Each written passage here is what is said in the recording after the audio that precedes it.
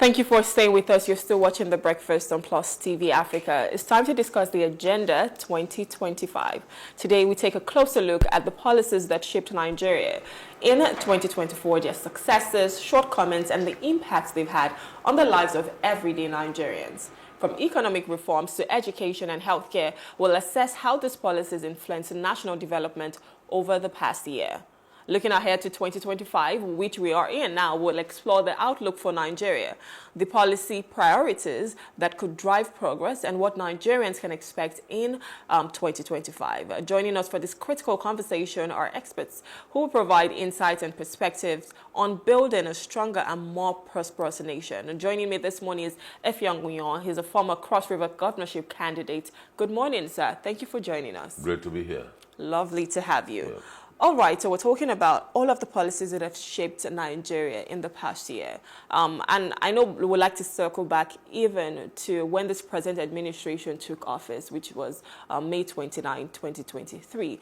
But we're here in 2025, and there's a lot that has happened as a nation. There's a lot that we've had to deal with as a nation, from petrol subsidy being gone. So, of course, petrol tariff hike, petrol price hike, electricity tariff as well. In fact, now we're looking at about 50% tariff hike in the telecom sector as well. But for you, what is your general assessment of what 2024 was like for Nigerians? Hardship, pain, suffering. Those were the indices or the indicators that characterized 2024. And 2024 is one year that Nigerians would not want to remember. They wished it just went by. And but here we are, 2025, still feeling the reverberations, the ripple effect of what happened in 2024. Yes, from you can go back a bit to May 29, 2023, with that, would I say famous or infamous statement. Subsidy gone. And the hardship started just that day, and it's not gone back. I mean, there's no palliative anywhere in terms of real ameliorating the sufferings of Nigerians. So it's been quite harsh. Not just did we have the price hike in petroleum, there was also this several hikes in the customs tariff, clearance of goods. There was the floating of the naira, affecting the exchange rate. There was also the case of the cost of funds, the central bank rate at lending, the cost of lending, 28.75% to the cost of funds, meaning that having money or capital to do any business, if you have to go borrowing, you are not going to get any funds for less than 30%. So all of that created so much difficulty and hardship for Nigerians in the outgone year. And here we are in 2025, and the welcome message is that telecommunications tariff is going to go up by 50%. Not very pleasant. So, of course... and of course, the tax reforms. Yes, tax reform bill, yes. Yes, I was just about to, segue there. When the president, addressed the nation, one of the things he said was, we have to make sacrifices. We need to tighten up our belts, which Nigerians have been doing. But in your opinion, what are some successes, maybe? Because we're looking at tax reforms, we're looking at several things. I was just talking about how there would be free cesarean operations for women as well. So what are the successes or failures that you think 2024 brought, and the lessons that we need to learn from it going into 2025? I wish I can place my finger and begin to tick the good things. But there's something I learned from Mr. President. He did say Nigerians were learning how to manage. That he has a friend who has about 5 Rolls-Royce limos. Very cool. And the man now drives around in a car that is a bit more fuel efficient. So the president said. And maybe if we look at it from whatever perspective, you might say, yes, people are learning how to manage. People are learning how to eat once a day. They used to eat twice. People are learning how to not to go change their wardrobes the way they would want. People are learning so many things the very difficult way. School fees are not smiling. Medical fees are not smiling. Cost of analgesics, the very small, the kind of across-the-counter purchases that normally you would make, people now go researching into what herbal medications will do, what to mix with water and all that. So the lessons are quite enormous, talking about learning. But looking at it in real terms, the human angle to it in a modern society, not plenty things you want to talk about. Maybe those that are learning very well are the politicians, learning so many things, learning how to go around to cut deals, to learning how to be loyal, learning how to be to bootlick afresh, learning so many things on the other side.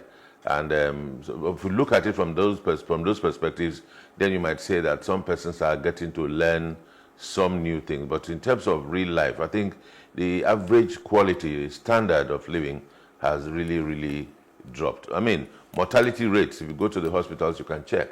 You know, you check the mortality rate of women, talking about cesarean sections, getting free access. But you need to ask yourself how many people get access to even obtaining the card before getting to the point at which they are going to be offered the CS. I mean, common sickness in Nigeria, malaria is number one. Yeah. And so the number of persons that get malaria, get to deal with the malarial parasite, and the number of persons that get to take concoctions here and there, the number of people are coming down with kidney issues and all that because they cannot have access to proper Medicare. So many things are not just okay. I mean, I don't want to sit here and be sounding negative, but we definitely know it's not okay. But of course, that's not on the scorecard of government, because for whatever government has been telling us up until this morning, going through the news, you hear that the economy is improving, things are getting better, they're stabilizing the economy. But when you finish listening to all of that, you now go back to yourself and ask yourself, how does it feel? Is it true? It's as if some persons are living in a different world and the masses are living in a different world. Then, of course, the contradiction largely again is in the lifestyle of those that are ruling, the ruling class. Their lifestyle, the ostentatious living, the way they it doesn't even reflect what the common man is going through. Yeah. So there's a whole lot of contradiction in the system. So I mean, you even speaking about the healthcare, right, and how people cannot even afford the basic drugs that they need, because there was a report last year that said most people were turning into herbal medication, of which they're dangerous to that because you don't even know what you're taking into your system, ingesting. I know that they're trying their best, but I'm not sure if the best is good enough right now. But how would you say they've addressed, the economic instability? Of course, on the papers today, it says President Tinubu, according to Wale Ejun, said President Tinubu obviously is working and reducing poverty, the economic instability and all of that. But how would you say they've been able to do that? When you think of inflation, when you think of unemployment in the country, how has the economy been in 2024? It's been difficult. The economy has not fared well at all. And when they say they're stabilizing the economy, you begin to wonder in what direction. Now, this is not the first time that government is reaping so much money, so much bounty in terms of resources, in terms of funds from fuel hike. I recall that during the Abacha regime, there was this case of the petrol being, I can't remember the particular words now, but some trust fund was created, the Petroleum Trust Fund was created. Former President Muhammadu Buhari was brought in as chairman, and the funds, the fallouts, the windfall from that effort was used in creating massive infrastructure. We saw a lot of massive health importation. So much happened that people are able to look back and say, this is what Abacha did. Now, from this government, the last time journalists were querying Wale Edun, the finance minister, as to, wow, these monies that we are making from this subsidy, how is government deploying it? How much money is it? The next session was that the minister, they had to now see journalists out of that session for them to go into a closer discussion. People don't know. All we hear is that so much money is being disbursed to state governments to disburse. But there's no transparency. No transparency in any form. You don't know how much, you don't know how this money has been deployed, but you hear that monies going around, and these monies are going to individuals, party members. But of course, we are Nigerians. We all cannot be in the same party. True. And even if we're in the same party, we may not be in the same clique, because it's about cliquism and interest. So if you're not in the same interest groups with these fellows, then you don't get any benefits. But again, one would have thought that at this stage, we should be able to say, okay, this is how much we are saving from the withdrawal from fuel subsidy withdrawal, and this is how we're deploying it to health, we're deploying it to education. If Nigerians are complaining, what are they complaining about? Food, what are we doing about food security? What are we doing about housing? What are we doing about education? Because these are places where, these are the areas where families deploy money. Now, if you leave the federal government, you go back to the states. State governments are passing laws to hold more resources. State governments are passing laws to take charge of local government administration. Local government fund, federal government says in one breath, we are the Attorney General, kudos to him, went to the Supreme Court and got judgment that they were going to be sending money to the local government directly. Now, on one, that's in one breath. On the other hand, the president tells the governors in a meeting that the governors were going to be taking charge of their states, that the local governments belong to them. Contradictory. Then in Cross River State, for instance, the Cross River State government has gone to an executive bill from the governor of Cross River State is to say that local government appointees, local government can appoint more people. We're now going to be having essay this, essay that. Now, politicizing the local government, destroying the local government through legislation and implementation, rather than use the local government for development and of infrastructure, use the local government for affecting and impacting on people, but they've taken the politics to the local government, and I think that's a clear signal that destruction is going down to the grassroots, to the third tier of government, and it's not supposed to be. So these are the indices, these are the things we feel from the local government to the presidency, to the state and the presidency. I love the fact that you just touched on development, like infrastructural development. But I think one other thing that is pertinent to talk about in 2024 is security. We saw how insecurity ravaged the country. We're talking about kidnappings, terrorism, so much. And it's funny how security takes a huge chunk of our budget, but yet I'm not sure if we did so well. But in your opinion, how did you think we fared in 2024, maybe compared to previous years? Do you think we're moving a step in the right direction where we're fighting insecurity head on? Well, I do not think so. It's really sad that on every score, on every topic, on every subhead, one will score this government low. Because if we were to tackle insecurity, one would have said, okay, how much jobs have we created to engage young people? Yes. How are we engaging young people out of school? How much graduate employment are we having? Now, the local government administration has been paralyzed across the country. State governments have taken charge. They are not allowing that tier of government to function. Now, if government is to tackle insecurity, one would expect that government will insist that local government administration functions so people can get jobs. If you go to most local governments outside Lagos, most local governments, you just find the building and and councillors and the chairman, they go there at weekends to share money and they just go.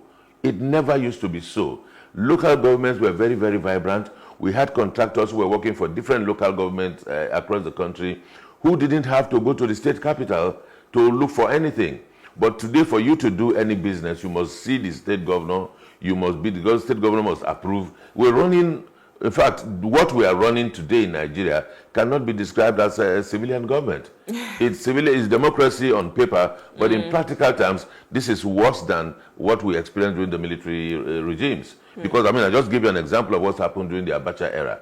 How that government, even when Nigeria was a pariah state, where most countries across the world couldn't deal with refused to deal with the government at the time, but the Naira was stable. Naira was stable, jobs were created, the PTF opened up Nigeria massively, roads were constructed, contractors were paid, so much happened during that era. Now we are supposed to be a free nation, and the big problem we have in 2024 is that our governments at the state level and at the federal government are not listening.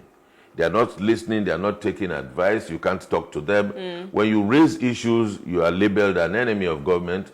When you raise issues, you must be against them. They don't want to listen to the other side. And they do not know it all.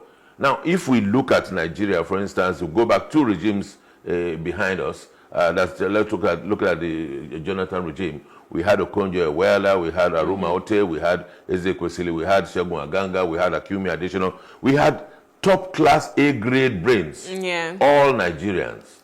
The moment that government was blackmailed into exiting office, all of these brains were snapped up by world-class organizations. And we have replaced them with it's like playing a football match. You remove your A team and you bring people that will not even qualify for your academy team to come and run your team. They definitely will run it aground. And that's what we're experiencing. What we see in Nigeria today is huge incompetence, lack of capacity with arrogance. When people are arrogant and they're incompetent and they're exhibiting all of that with free-flowing gowns, reminding you of what the Sadducees and Pharisees in the Bible, you just wonder what they're thinking. Honestly. We know them and they know us. And they know they don't know, and we know that they don't know. But they will never agree because of arrogance, empty arrogance. Yeah, because at this point, you wonder all of the policies that have, taken flight in the past few years or in the past 1.5 years. And sometimes you're like, did they really consult the right people?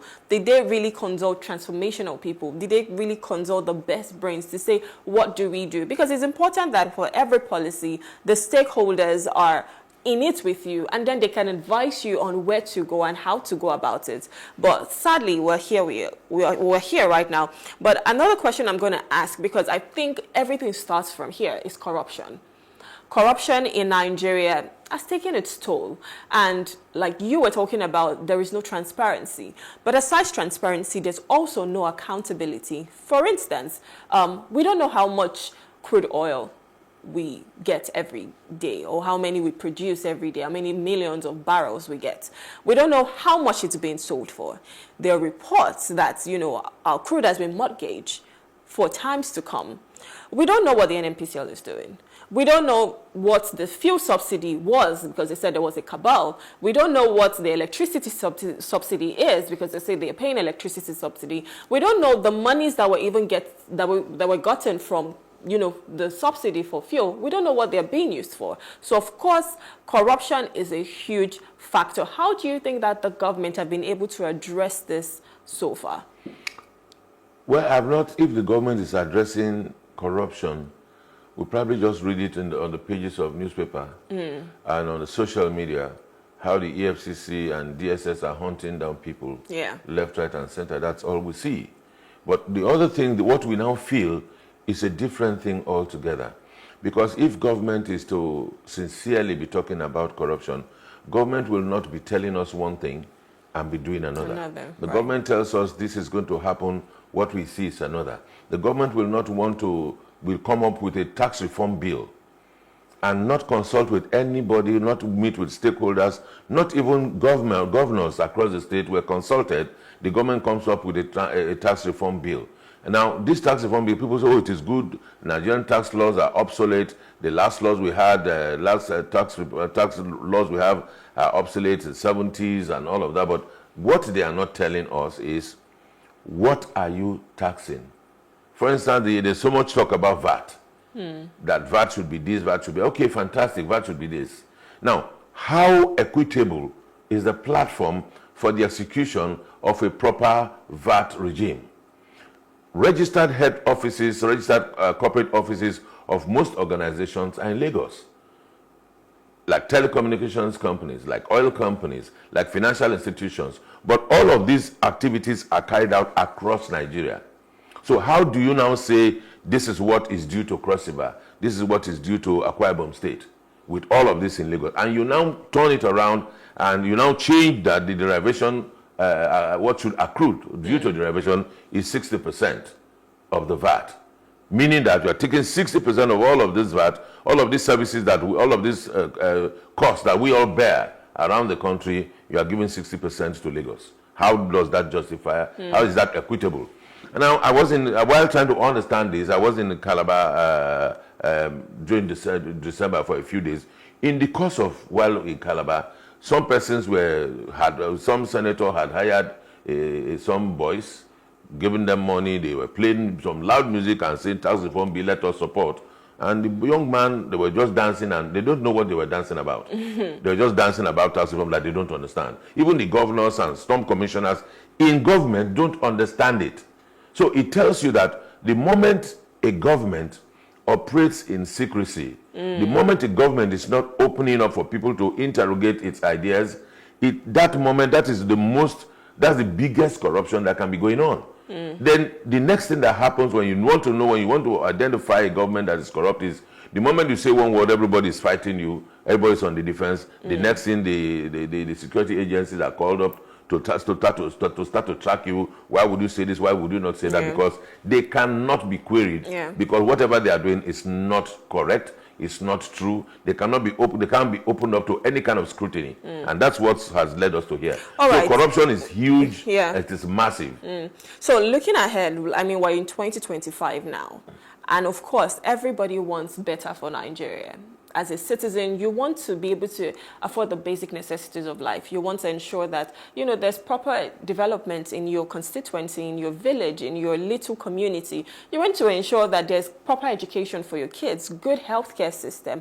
What are some policies that you think we definitely need to be looking at better in 2025? First, transportation.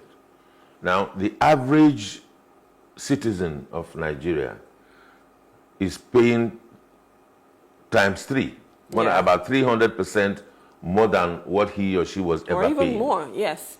Now, people that drink pure water, I used to know or hear that when people eat at such bukas, those local places, they are given free.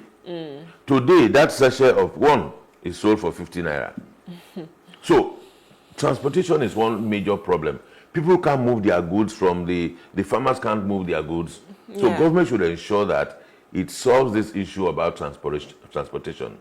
Now, government should should check it out and ensure that in 2025, the people should be removed from palliatives. Government is giving 75,000 naira to 50,000 households. We saw in the Buhari era why our vice president of all presidents, a legal luminary, a professor of law, was in the market distributing money. They call it trader money. We should move away from the trader money mentality. Let us represent, let's look at each other as human beings and treat ourselves as such. What are people paying for? People are paying for education. When we were growing up, the presidents, the sons of ministers and commissioners and governors were in school together. Yes. We're sitting in the same class in public schools. But today, our high up officers will will take our money here in Nigeria, send their kids abroad and go take photographs and send to us. Let government address the issue of public education.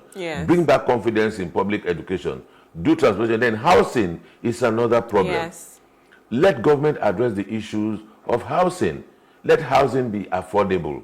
People can afford housing. Electricity, let government address it. Night economy in Nigeria across the country is dead. Because if there's light in the night, people will, the woman that sell akara under the lamppost at the junction, the woman that sell those petty traders, that economy has its own life. That economy today is dead because everywhere you go, there's a blackout. Insecurity is another matter. Food is not coming down south in Nigeria because there's so much insecurity everywhere around the country. People in the south, the economies of the south states, southeast and south is paralyzed. All of the markets in Lagos are doing Spamda, Ladipo, all of these, because the southeasterners cannot trade in their home state. And all of these pressures are coming to Lagos. Now, if government is also to deal with an issue, the port services in Nigeria is collapsing or it does not exist.